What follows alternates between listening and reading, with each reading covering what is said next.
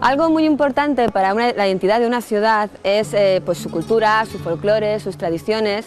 Ese es el motivo porque el Ayuntamiento de Alcázar de San Juan y el Patronato Municipal de Cultura, junto con la colaboración de personas desinteresadamente, han decidido elaborar este documental que se llama La huella del Hidalgo. Es un documental a través del cual conoceremos hitos importantes de la ciudad de Alcázar, y además estará dividido en 8 capítulos donde conoceremos también a historiadores, arqueólogos, especialistas en órdenes militares y demás personas que nos ayudarán a conocer pues, esta cultura y esta historia. Lo principal de este documental, sobre todo, es promover la cultura y el patrimonio de la ciudad de Alcázar, enseñar el tema de la partida de bautismo, un documento muy importante para esta ciudad, a la vez que dinamizar a la población local para que conozca los recursos que tiene esta ciudad y también pues, los disfruten pues, por medio de las rutas que la Oficina de Turismo local ofrece. Que iremos pasando por una serie de hitos importantes de esta ciudad, acompañados de personas también especialistas en este recorrido, ¿no? En la historia de Alcázar. Además, conseguiremos así rescatar esta identidad de la que hablábamos, conociendo la villa romana de Alcázar, la fortaleza musulmana, incluso también la importancia que tuvo Alcázar para la orden militar de San Juan y, por supuesto, hablaremos de la partida de bautismo de Cervantes y de la teoría de Ángel Ligero Móstoles.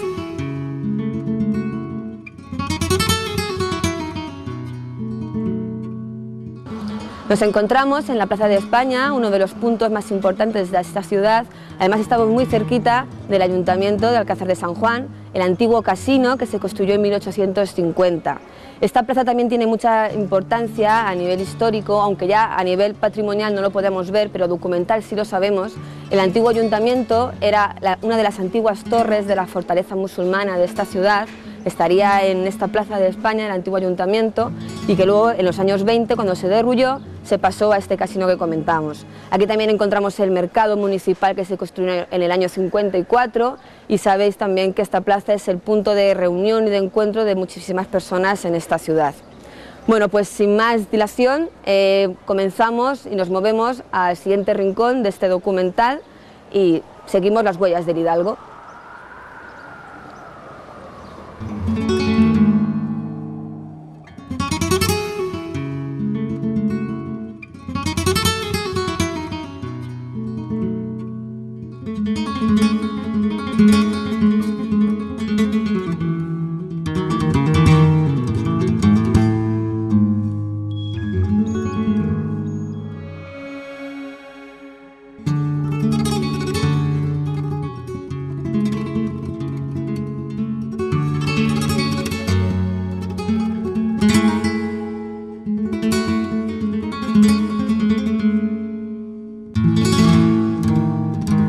Estamos con don Vicente Manzaneque, párroco de Santa María la Mayor.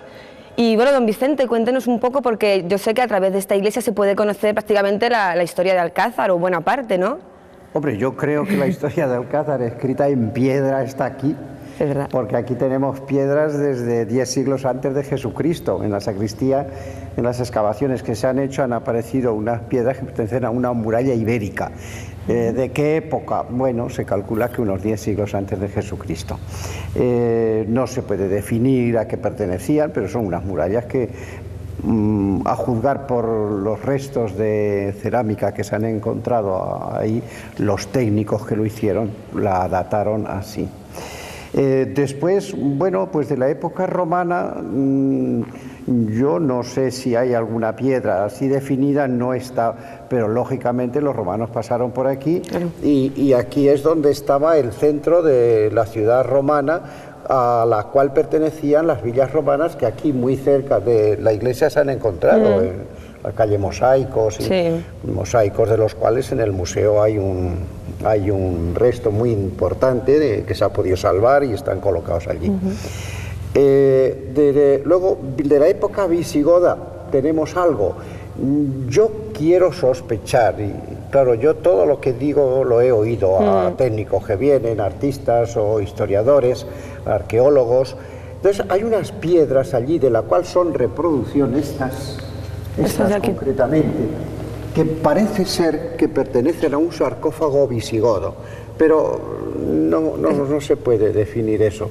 Cuando ya nos encontramos en la época árabe, de ahí sí ya tenemos un arco mozárabe, que es este, que pudiera pertenecer, lo digo con bastante temor, pero como hipótesis, pudiera pertenecer a la mezquita, que posiblemente existió aquí. En la época árabe, lógicamente, pues los árabes tenían ahí la alcazaba, ahí enfrente, a la cual pertenece el torreón, y posiblemente aquí estaba la mezquita. ¿Cómo se ubicaría la mezquita, más o menos? Entonces la mezquita se ubicaría en esta dirección, en donde están estas 4 columnas, que estas ya sí ciertamente sabemos a lo que pertenecen. Estas 4 columnas pertenecen a la iglesia románica que después de los árabes se edifica aquí. Hay una iglesia románica que tiene, facilísimamente podemos localizarla, una iglesia de 3 naves, el centro es esto, el ábside es lo que se ve, lo tapa el retablo y no se puede ver el ábside, pero desde fuera se ve un ábside románico. Y ciertamente hubo una iglesia importante, románica, después que se marchan los árabes. En el año 1226, esa iglesia románica es constituida o erigida como parroquia de Alcázar, la primera parroquia de Alcázar. En 1226, que además curiosamente es la fecha en que muere San Francisco de Asís, coincide. Sí, es verdad. Bien, entonces de esa iglesia románica, digo, tendría 3 naves, estas 4 columnas, lógicamente la base está a 1 metro de profundidad, no está ahí porque claro se ha ido rellenando con escombros.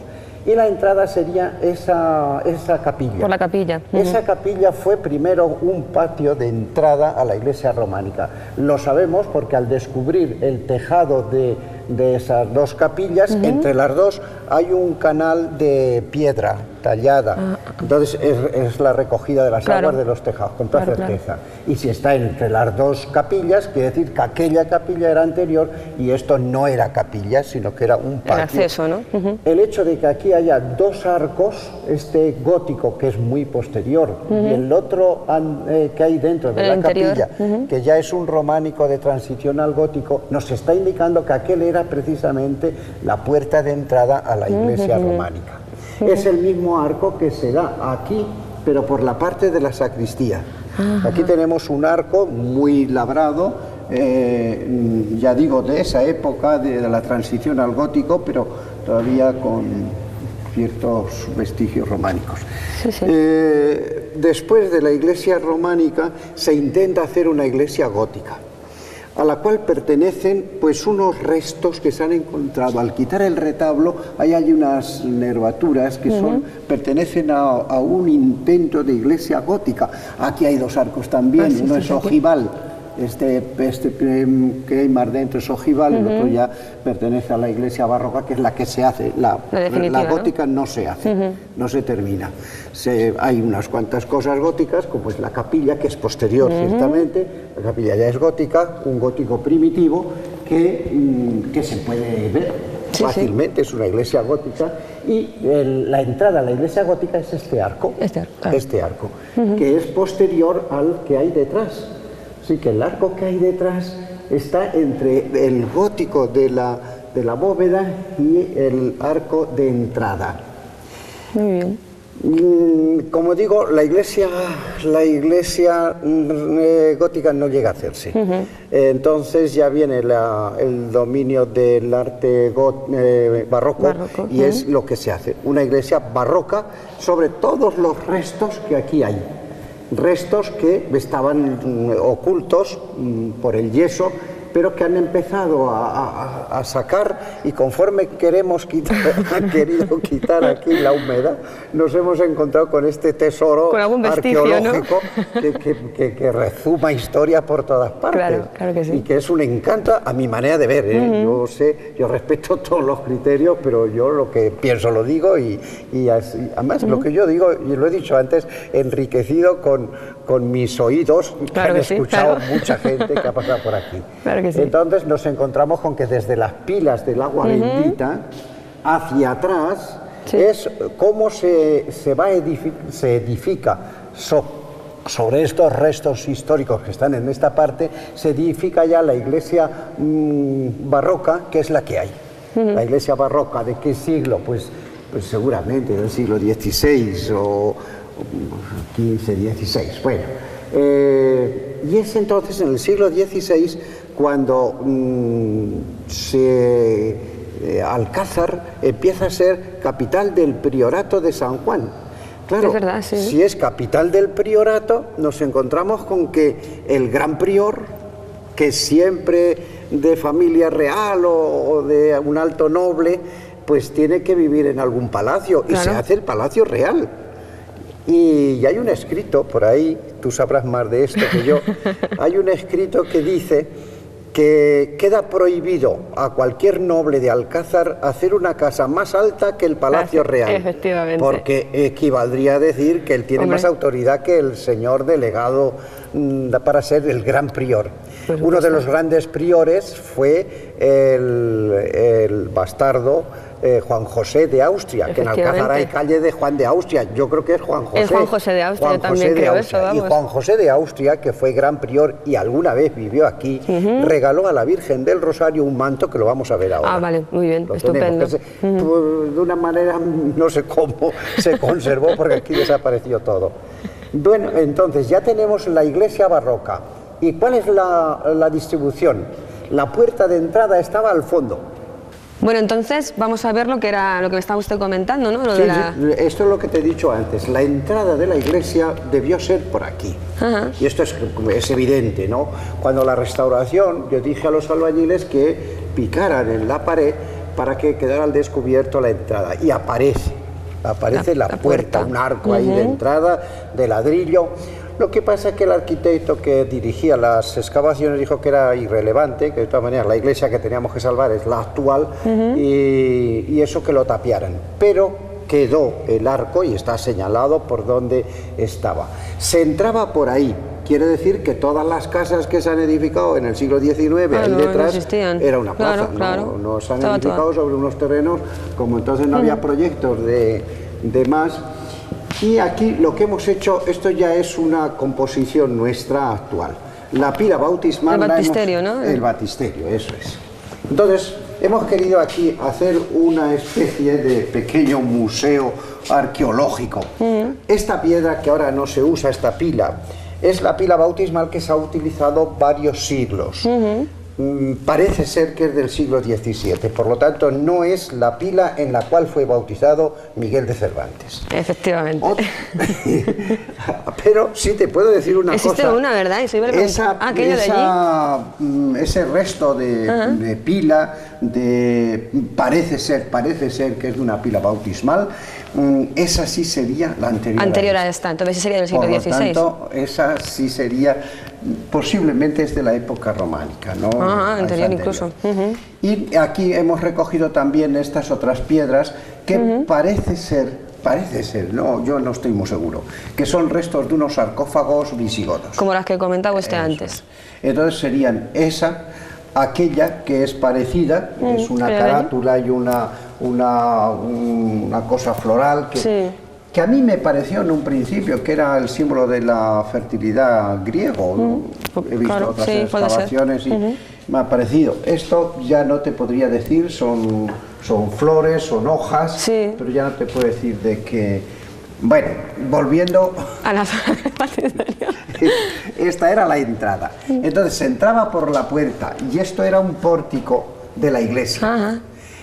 A la derecha se entraba a una capilla, que es donde casi seguro que estaba ahí el batisterio. Por lo tanto, el neófito, el que se iba a bautizar, entraba por la puerta y pasaba al batisterio. No era cristiano, no podía pasar a la iglesia. Se bautizaba y ya empezaba a ser cristiano. Entonces, por una puerta que había ahí, entraba ya a la iglesia a dar gracias a Dios que la iglesia le había hecho ya cristiano. Y ahí está, bueno, no podemos ver que hay un montón de trastos, lo que era la subida a la torre. Efectivamente, porque aquí había una torre. Eso es. Aquí hubo una torre, pero la torre la podemos ver perfectamente. Este saliente de piedra, esto es la torre. Pero la torre no se hacía dentro de la iglesia, por lo cual el pórtico estaría delimitado por una pared que había aquí. Pórtico, coro alto, batisterio y torre. Claro, esa es la distribución. El acceso. Ahora, ¿qué pasa en el siglo XVI? Pues que esta iglesia se constituye, cuando ya se ha hecho capital del priorato, esta iglesia se eleva de categoría, se le nombra colegiata, y entonces en una colegiata hay que cantar el oficio divino todos los días. Los clérigos se reunían aquí para cantar el oficio divino. Pues se hizo un coro bajo, esto se rellenó de escombros hasta aquí y se hizo un coro bajo. Y entonces se hicieron todas estas maderas talladas, ¿verdad? Puertas, y que las hemos recogido y las hemos colocado aquí. Esto es un apaño, pero nos ha parecido artísticamente y muy respetuoso con la historia también. Bueno, pues este es el último arreglo que hemos hecho. Le hemos dado más anchura, más profundidad a la iglesia, y pues ahora está más vistosa, tener en cuenta que aquí había humedad que llegaba hasta el techo. Pero además en el subsuelo también encontraron más restos, ¿no? Hemos tenido que remover todo esto, hasta 3 o 4 metros de profundidad, hasta la roca. Madre mía. Lo hemos rellenado de hormigón. Lo que pasa que al llegar a la roca nos hemos encontrado, antes de llegar, claro, unas galerías, pero no eran aprovechables ya, estaban rotas, estaban destrozadas. Con lo cual ya la restauración, ahí no se podía hacer, no se podía hacer nada. Las tumbas que existieron en otros tiempos, las tumbas de las familias nobles de Alcázar, esas ya después de la guerra fueron destruidas. Entonces se hizo aquí unas excavaciones para sacar los restos humanos, todo esto estaba lleno de restos humanos, las tumbas desaparecen, no sé, he oído que había 21 tumbas, no lo sé, yo no lo sé. El caso es que cuando nosotros hemos excavado ya no había nada, nada más que tierra y algunos restos humanos que con cuidado se han llevado al osario. Y entonces se hace ya este piso, pues a base de hormigón. Hemos saneado la iglesia, la hemos salvado de una posible ruina, porque estaba muy mal. Sí, la base está mal. Estaba muy mal, y es como la tenemos, lo que hemos podido hacer, lo que hemos hecho, y aquí está.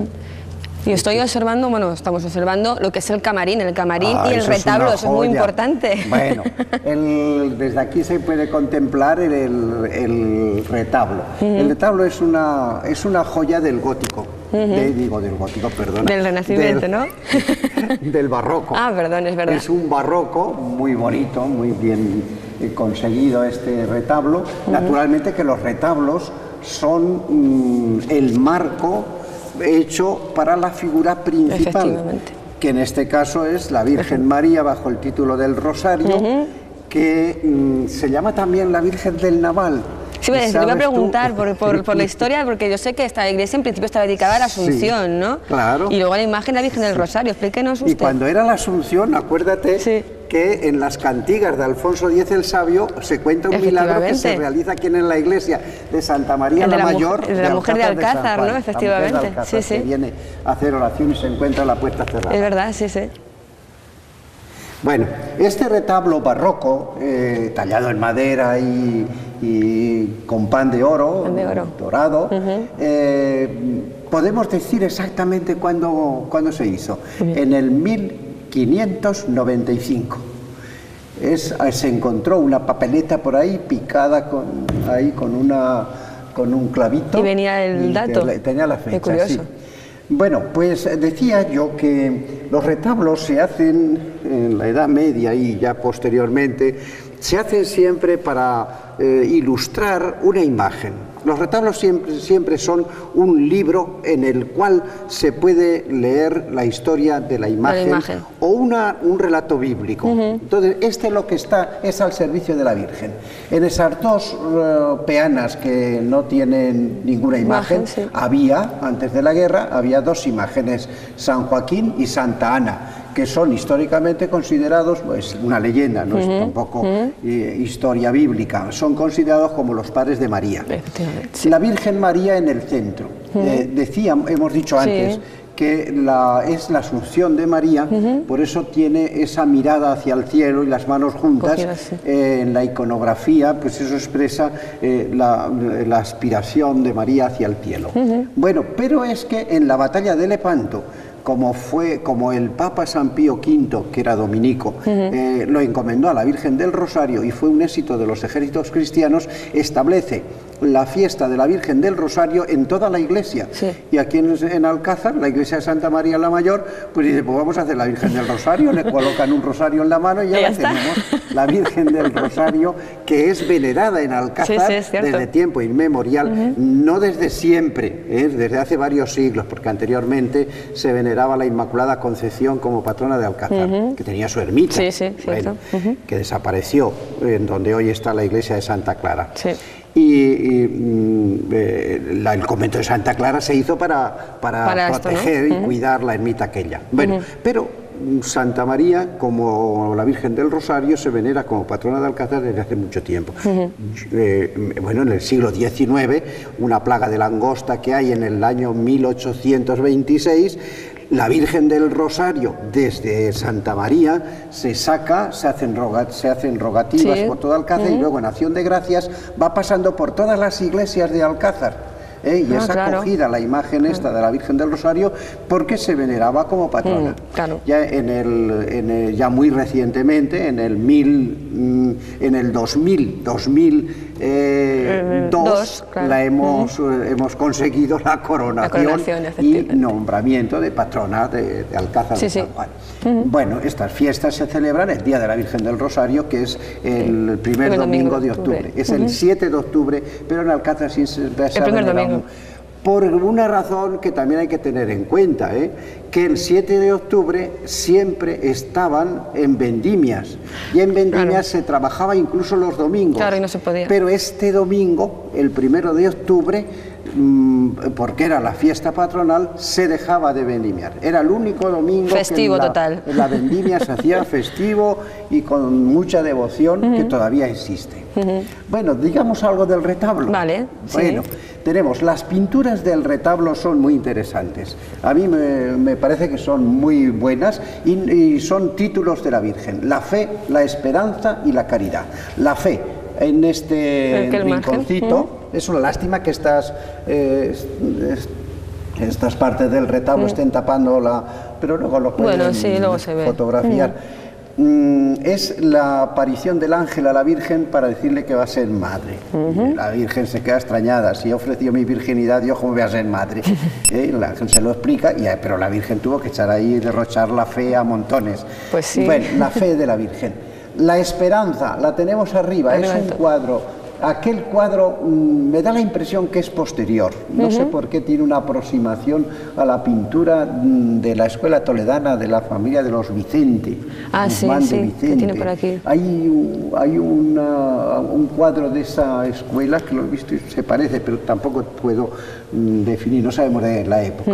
Estos dos cuadros y la caridad, que es la visita de María a su prima Santa Isabel cuando ya ella ha quedado embarazada y Isabel está de 6 meses. Entonces va corriendo, dice el Evangelio, va presurosa a visitar a su prima Isabel porque se da cuenta que la va a necesitar y a comunicar la alegría. Por eso Isabel en el Evangelio dice: ¿de dónde a mí que la madre de mi Señor venga a visitarme? Porque ya le ha contado que ella ha sido visitada por el ángel. Dichosa tú que has creído la palabra de Dios, porque se cumplirá en ti. Bueno, esos son los 3 cuadros. ¿Estas pinturas a quién se atribuyen? Estas dos de abajo se atribuyen al pintor al pintor de Alcázar, Barroso. Efectivamente. Barroso, que tenía su estudio aquí y que fue nombrado por Felipe II para continuar la tarea del Escorial de Herrera. Por lo tanto, Barroso y Herrera tienen ahí una relación, me imagino que la tuvieron, pero ciertamente a la muerte de Herrera, Barroso continúa la obra del Escorial. Y tenía su estudio aquí. Incluso él murió aquí en Alcázar y estaba enterrado en la iglesia de San Francisco. Lo que pasa es que en la guerra aquello se desbarata la cosa. Bien. ¿Y central? El cuadro central, ese ya es importante. ese tiene su historia. Claro, claro. Al restaurar el retablo, que lo hemos restaurado a los 4 siglos, en 1995, justamente a los 4 siglos, al restaurarlo hemos quitado ese altar, que es este que hay aquí, estaba ahí, y sobre el altar había unas escaleritas y unos floreros y velas, y claro, al quitar todo eso, allí aparece un panel negro. Claro, nos parecía la pizarra de la escuela, y nos pareció que eso había que quitarlo. Entonces los restauradores, ahí coloqué yo pues una cosa que me encontré por ahí, unos restos, un cuadro, y los restauradores dijeron que eso no pegaba ahí, pues y digo, ya lo sé que no pega, pero peor pega la pizarra de la escuela. Entonces se comprometieron ellos, si le daba yo esos restos de retablo, de cuadro, unos restos barrocos, si se lo daba, que a él le gustaba para otra cosa, que me pintaba un cuadro. Y entonces, ¿qué cuadro quiere usted que le pinte? Y digo, pues el último título de la Virgen, que es María, Madre de la Iglesia, que se lo dio la Iglesia en el Concilio Vaticano II. Entonces, ¿y cómo lo pinto? Y yo le dije al artista, pues mira, lo vas a pintar, quiero pintar la Iglesia desinstalada, que es una frase que se utilizó mucho después del concilio, la iglesia desinstalada, es decir, no me pintes una iglesia clásica, un cuadro de la Avenida del Espíritu Santo con esos cortinajes y esas columnas, que mentira, que allí no fue el cenáculo. Quiero pintar el cenáculo, el día que viene el Espíritu Santo, pero no me pintes solo los apóstoles, porque con los apóstoles iban también mujeres, y esa es la iglesia fundante. Entonces, la iglesia fundante, que se funda en el cenáculo, hay hombres y hay mujeres. Entonces, píntame, y ya nos hemos salido del estilo clásico de la Última Cena o de la Venida del Espíritu Santo. Entonces, ciertamente es una Venida del Espíritu Santo, que es cuando aparece la iglesia, pero de otra manera. El Espíritu Santo no se ve, la paloma no asoma por ninguna parte, pero se ven los efectos. Entonces, entornando un poco los ojos, se ven unos círculos concéntricos de luz. Hay una luz intensa en el centro que viene de arriba, que es donde el Espíritu Santo se sitúa, y del Espíritu Santo desciende la luz y el fuego. Son esas llamitas, estas llamas que aparecen en la cabeza de los distintos personajes. Como veis, hay mujeres también, no solamente la Virgen, sino ahí a la derecha tenemos 2 mujeres que ya simbolizan que la mujer está incorporada a la Iglesia. Esas acusaciones que se hacen hoy de que la Iglesia ha sido un estorbo para la promoción de la mujer son verdaderas calumnias. Jesucristo rompe con la tradición judía de que la mujer tiene que estar escondida, y rompe, y precisamente Jesucristo, iba a decir utiliza, no es la palabra, nombra a mujeres para los principales mensajes, y el mensaje más importante que se ha dado a la humanidad es que Cristo ha resucitado, y eso lo de una mujer que había sido prostituta. Fíjate tú la historia. Así que Jesucristo defendió a la mujer por encima de todo. La mujer había que defender. Por lo tanto, hacer ahora un cuadro en el siglo XX, que se hizo eso al final del siglo XX, hacer un cuadro de la venida del Espíritu Santo, la iglesia fundante, María Madre de la Iglesia, que es lo que yo quería, María Madre de la Iglesia y de la iglesia fundante sin mujeres, sería un atentado contra la feminidad.